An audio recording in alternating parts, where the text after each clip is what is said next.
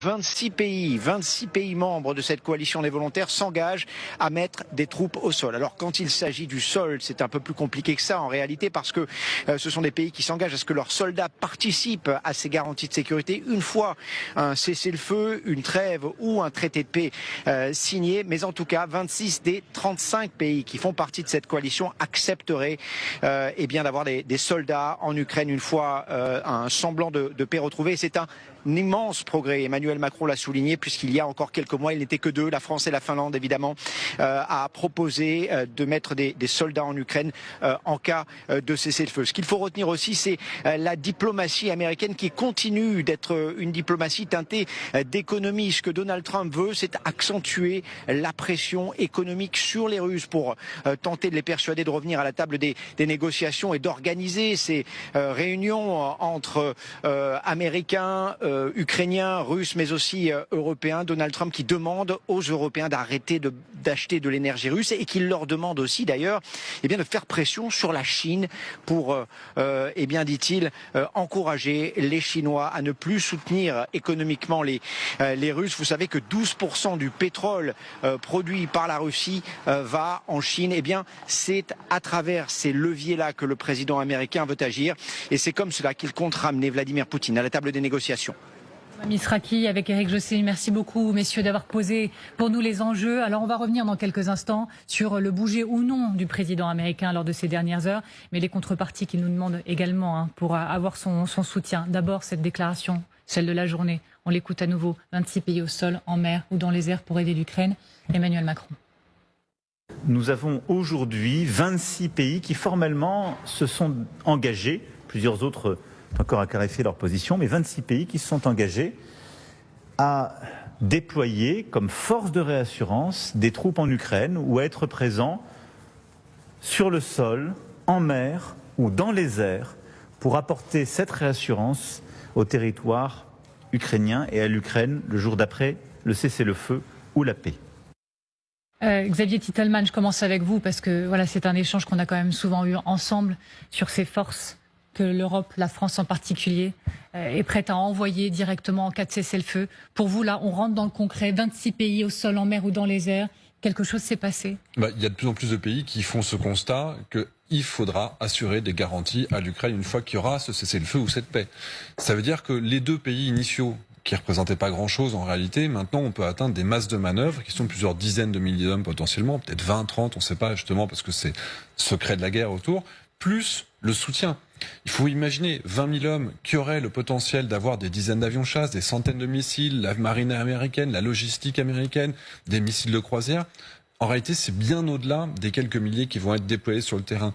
Quand on est présent, ça veut dire aussi de la défense aérienne. On ne va pas mettre des hommes sans qu'ils aient la possibilité d'intercepter les missiles qui nous seraient tirés éventuellement dessus par la Russie.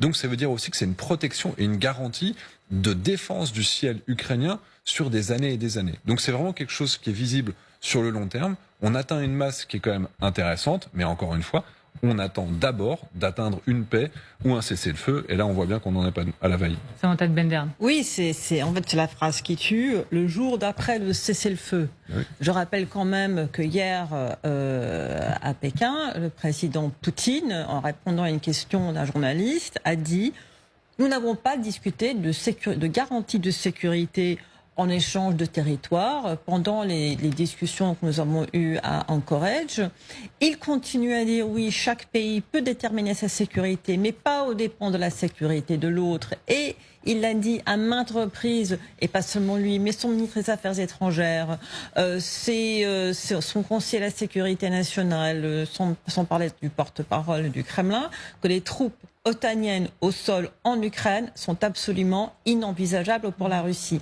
Donc la question que je me pose et que je pose très souvent sur ces plateaux, c'est est-ce que cette fameuse coalition des volontaires, en tout cas à huis clos, envisage un plan B en cas de non cessez-le-feu? Alors le président Macron a vaguement signalé quelque chose. Il a dit si Poutine ne se montre pas prêt à la paix, il y aura des sanctions supplémentaires et nous serons très clairs. Alors, j'ai pas noté exactement les mots, mais il y aura de la clarté. Alors, La clarté, on aimerait bien avoir de la clarté. Mais est-ce qu'ils discutent de ça? Parce qu'aujourd'hui, c'est la seule chose qui compte. C'est que faire? Parce que Poutine ne va jamais accepter ça. Alors, jamais. Justement, on continue d'en parler, mais on va être encore plus concret avec le colonel Goya qui dit « Allez, c'est parti ». En effet, je vous le confirme, déployer des soldats une fois le cessez-le-feu conclu pour dissuader la Russie de toute nouvelle agression. À la base, sur la ligne de départ, qui est partant? Ah bah écoutez, c'est aucune surprise. Là, j'aurais pu vous faire tout ce tableau il y a 6 mois, voire 1 an, voire plusieurs années. Si vous faites Otami, prenez les critères courage, c'est-à-dire prêts à envoyer des soldats qui vont risquer leur peau, prêts à verser du sang, plus des moyens, vous vous retrouvez systématiquement avec 2. Il y a 26 pays concernés, et il y en a 2 qui ont les 2 critères, français, Royaume-Uni, France. Vous ajoutez, vous élargissez, vous conservez les pays qui ont du courage, mais qui n'ont pas beaucoup de moyens. Et là, vous avez les 3 pays baltes, la Belgique, qui enverront peut-être un bataillon. Si vous élargissez, et là on arrive aux ces fameux 26, à ceux qui veulent être sur la photo, mais qui veulent surtout pas prendre de risques et qui mettront jamais un pied en Ukraine, ou en tout cas qui n'enverront jamais la moindre unité de combat prendre des risques, quoi que ce soit en Ukraine, là, vous en avez beaucoup plus. Et comme toujours, une coalition européenne, au bout du compte, ça paraît très imposant. Et en fait, vous avez de toutes petites mains au bout du corps. Et ces petites mains, elles sont une est française et l'autre est britannique. Et on est toujours comme ça. Donc, au bout du compte,